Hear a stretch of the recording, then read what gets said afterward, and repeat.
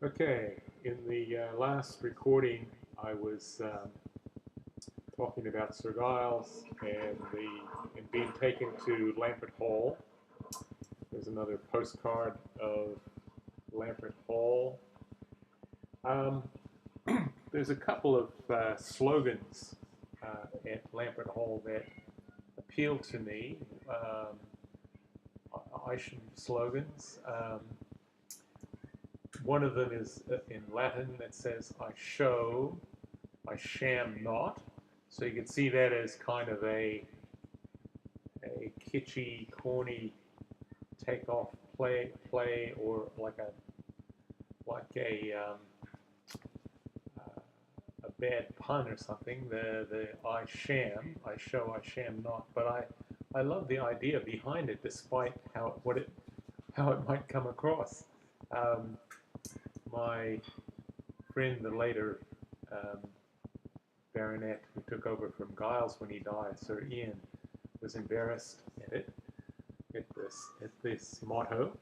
But I show, I sham not, the idea of integrity, no pretense, and I think that's a very worthy thing. And then the other one, the other Latin motto, in things that are passing rests no glory. In things transient rests no glory. And I think that's a reminder, an invitation to humility and to treasuring those things that matter most. And so I like both of the Lampard Hall Isham mottos, and I think one of them is engraved just above the, where are we? Above the entrance there on the side. So in the last video, I mentioned the library. So I'm taken into the library by Sir Giles and sat down at the table and presented with some things to read. The library, by the way, was the house of the resting place for some very valuable Shakespeare folios that were sold off, I believe, in Victorian times for very cheaply, for nothing like their worth as it is developed. And so that's a bit sad, but also an interesting connection that was an important part of the Lampard connection, given Giles' propensity for the stage and particularly for Shakespeare. Anyway, I was presented with this book. Let's see if I can get the title in here. The Diary of Thomas Isham of Lamport. This was the Latin diary kept by a young man in the late 1600s, being given an assignment, working with a tutor, but given the assignment, I think, by his dad, to keep a diary for a couple of years in Latin, to work on his Latin and other things as well. So Sir Giles took it on as a project to annotate and footnote the diary, as well as, of course, to translate it into English. So what I have is a copy. In fact, I ended up with a couple of copies. One of them is signed by Sir Giles of this diary. And it has also a map inside the in papers of the vicinity, and you could find Isham and Pytchley, where the family moved to at one stage, and then Lampard Hall near the city, near the little town of Old, right in the center there.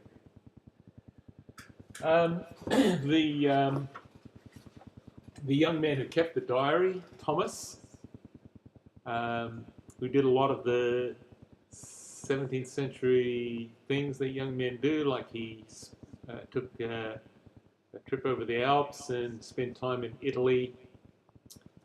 But anyway, in this diary is a lot of incidents, little local color, things that go on. You can get a real picture of how things in those times on a day-to-day level, how they panned out, how they played out. So what I'd like to do, and I haven't obviously haven't marked it well, but in a footnote, well, you can see here the extensive. So here's the diary, and then all the extensive writing and footnotes and connections that Sir Giles has added by way of interpretation, and one of those footnotes, so I'll just paraphrase it, says that because there's an entry in the diary that says a young man came knocking at the door of Lampard Hall and said his name was Isham, and I guess looked for some kind of help. So a little bit further on, a couple of weeks, a few weeks later, there's another entry that says Uncle, Thomas's uncle, has found that the man calling himself Isham was a mutineer and I think the word scoundrel, I'm not sure, but not a desirable character, and he's sent on his way. Well,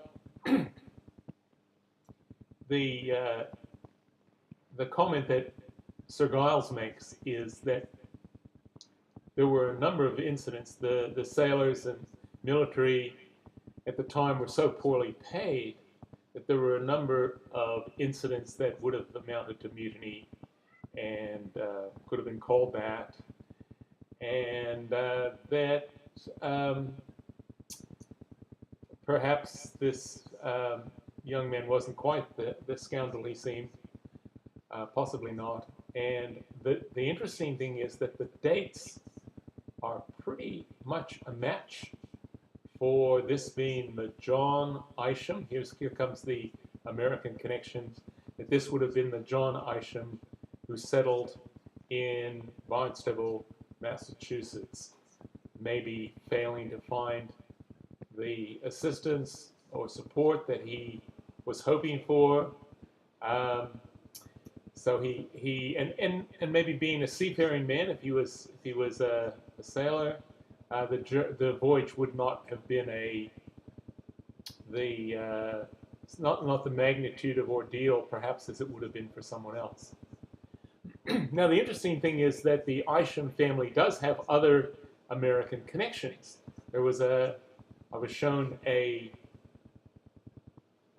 little family tree on the wall, and there's someone, Henry Isham, who settled in Virginia, and there was no male offspring, and so there are no American Ishams from that line, but there was definitely a link to Lamport. And one of the speculations in the Isham book, that some people think, Brainerd didn't support that, but some people thought, well, there must be some connection between Henry Isham and John Isham, but there's no evidence really to support that. So what else? That's the main thought, the link there. If you go to Lamport, you can find in an obscure corner a couple of my paintings, because I did portraits both of Sir Giles